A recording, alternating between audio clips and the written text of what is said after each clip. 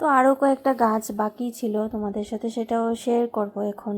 তো একটা তো ড্রাগন ফ্রুটসগুলো দেখিয়েছিলে তোমরা, আর এখানে দেখাচ্ছে একটা গোলাপ গাছ কি সুন্দর করে বড় হচ্ছে, তো কিছুদিনের মধ্যেই ফুল ফুটবে আর কি। তো এখানে একটা মরিচ গাছ হয়েছে আমাদের, কি সুন্দর দেখো গাছটার মধ্যে প্রচুর পরিমাণে মরিচ এসছে।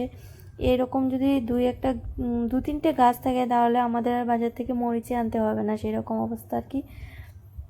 তো এই গাছটাতেও প্রচুর পরিমাণে হয়েছে, তো ভালোই হয়েছে। তো গাছটার মধ্যে আর বাকি নেই কিছু, আমার দেখে কি ভালো লাগছিল, তো ভাবছিলাম কয়েকটা পেরে নিয়ে আসি ঘরে।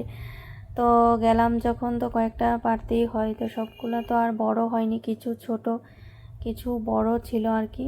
তো সেই কারণে কয়েকটা পেরে তোমাদেরকেও দেখাচ্ছি। তো তোমাদের বাড়িতে কার কার এরকম ছাদে মরিচের গাছ এরকমভাবে আছে একটু কমেন্টসে জানাবে তোমরা। আর দেখো মরিচগুলো কীরকম কয়েকটা পেকেও গেছে, কারণ সবসময় তো আমরা পেরে আনি না, অনেক সময় পেকে গিয়ে নিজে নিজে পড়ে যায়, পারা হয় না আর কি, সেরকম অবস্থা। তো গাছগুলো একটু কাটিং করে দিচ্ছে মরিচ গাছগুলা। তো আজকে ভিডিওটা ভালো লাগে